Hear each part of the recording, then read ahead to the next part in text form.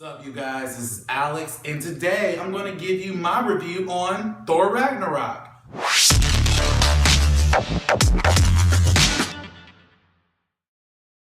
So, pro number one, the storytelling. To see Thor and Hulk interact and how their stories played upon one another was freaking awesome. The moment where Thor gets captured onto this planet and he has to fight Hulk, it is, one, it's really hilarious, and two, it's a very humbling experience for Thor because he doesn't have his hammer.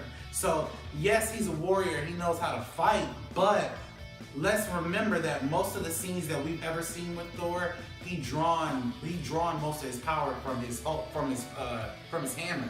So he couldn't really, I mean, he could fight in the scenes, but he had to rely more so on himself than he did on his hammer, which I thought the story points were cool. To see his interactions with Tessa Thompson, who plays one of the Valkyrie, was freaking hilarious. It was cool to see they play against one another, and I also kind of felt that romantic aspect between the two. Who knows, they may hook up in Avengers Infinity War.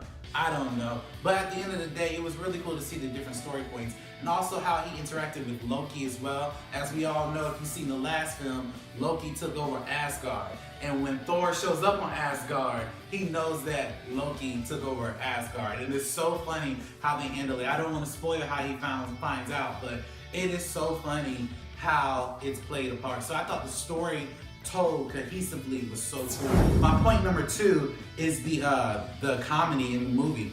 Okay, I want to say, aside from the first Avengers movie, this is the most comedic Marvel film I've ever seen. I think my comedic films rank from Avengers 1, Ant-Man, and then Thor Ragnarok, because Thor Ragnarok from beginning to end is hilarious. The way Thor #1 handles battles is funny. When he was fighting the Hulk, the whole time he was fighting the Hulk, he was trying to get him to calm down and trying to realize who he was and do stuff like, the sun, take my hand. And it was so funny to see that the Hulk wasn't trying to hear all that, and he just basically beat the crap out of Thor, and it was so funny to see.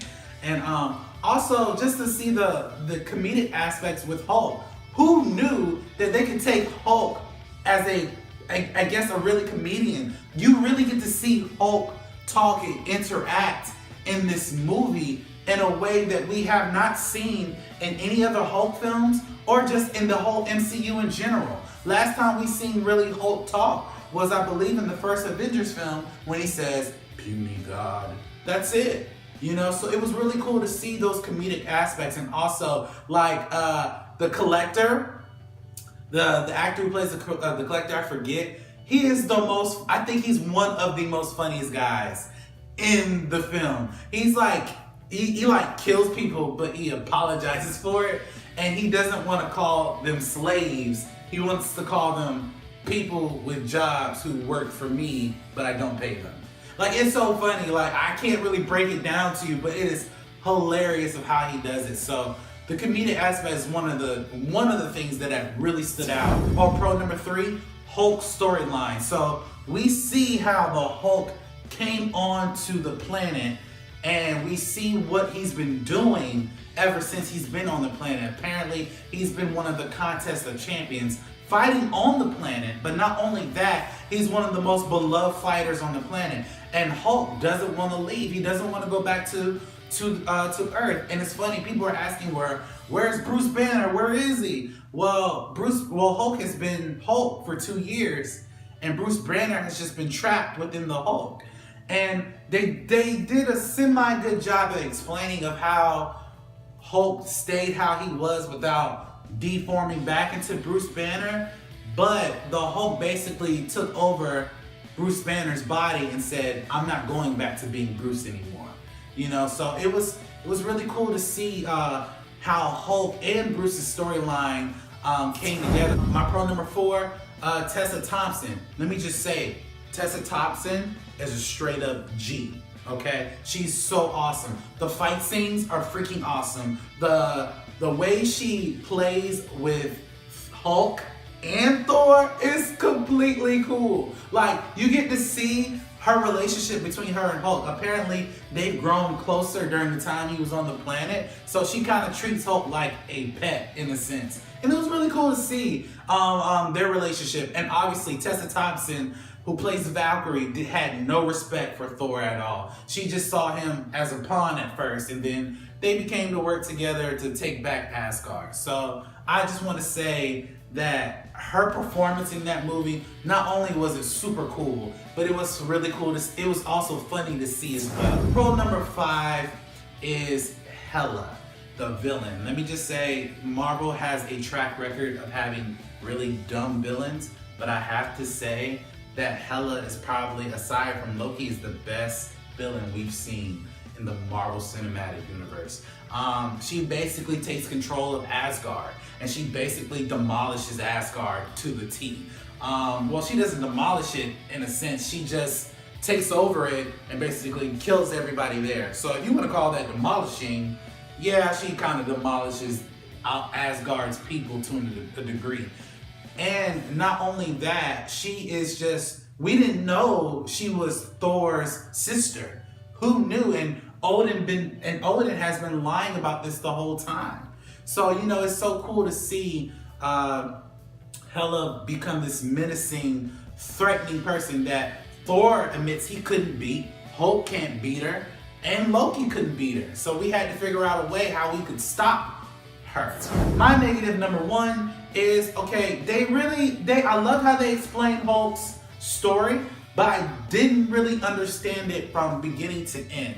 Apparently, he was stuck on the Quinjet. The Quinjet got stuck in a portal somewhere, and it took him to this planet.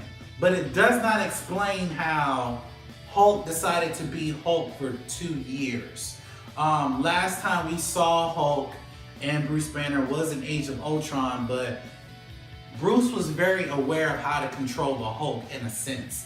Like they were one. I guess him and the Hulk came into an understanding of what they were planning on doing in terms of being this superhero. But Hulk, I guess, took over Bruce Banner, which they really didn't go into too much detail. So that was my one negative. The last negative is that it was a little bit too funny. Don't get me wrong. The movie was hilarious and I literally was in tears. But there were some parts I felt like they could have been a little bit more serious instead from joking. Like there's a scene where Bruce Banner drops down from a ship and he lands on the floor thinking that he was gonna land and turn into the Hulk, but he didn't. He just hits the floor and he kind of like breaks his neck or whatever. And eventually he does turn into the Hulk, but I felt like it would have been cooler if he dropped down and landed as the Hulk instead of falling and not turning into the Hulk. So I felt like there's certain elements in that movie where they could have done a little bit more serious things instead of comedic. I would rate this movie a 9.5 out of 10. Great storytelling, great comedic aspects, great Hulk storyline, and great character development upon each and every character. And also it has the best villain I've seen in the Marvel Cinematic Universe. Go see the movie. The movie's only been out for a week. It's doing really well in theaters. Go see it right now. This is Alex from Brandon Productions, and you guys have an awesome day.